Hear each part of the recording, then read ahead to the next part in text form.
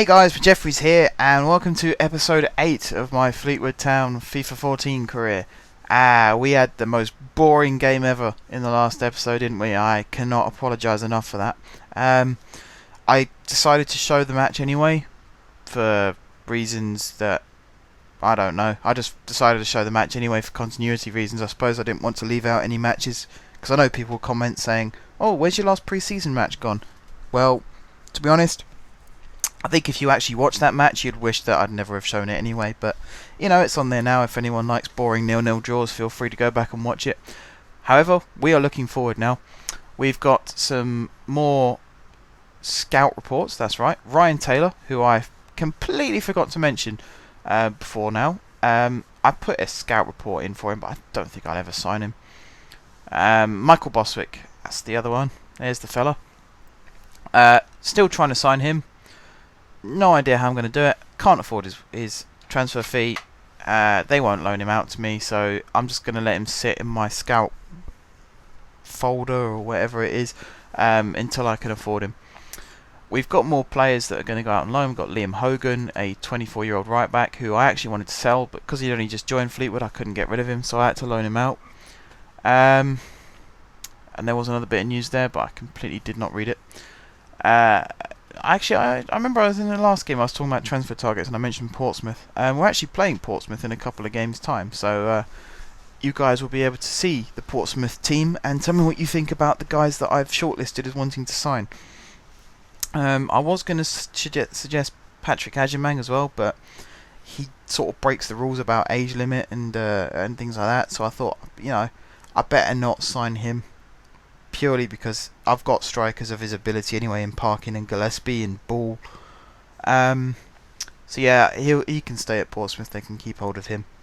What I'm doing now though is trying to find a right back, because as you see I loaned out Hogan, so I'm going to try and loan in a right back of equal ability but of a younger age. To be honest, I suppose if you're loaning them in, it doesn't make a difference how old they are, but you know, you can pick up a nice young right back from a Premier League or Championship team who isn't going to get first team football at their parent club, so they're going to be looking to go out on loan anyway. And occasionally you turn up some real gems. You find players who are of a standard high enough for League 2 football, which is exactly what I'm looking for. I want players who can walk straight into my team, no question of a doubt. And you can see there's lots of players to choose from, and the massive stumbling block is the wages, because if you go into negative wages on FIFA, it's a big no-no.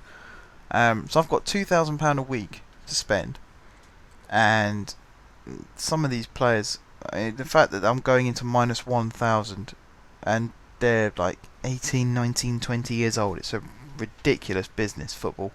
How they can pay someone so young so much is beyond me. I've said about this before, I just don't know how they do it. Eventually I'll find a decent right back in the form of Sam Topless, who I believe has been loaned off Hull City.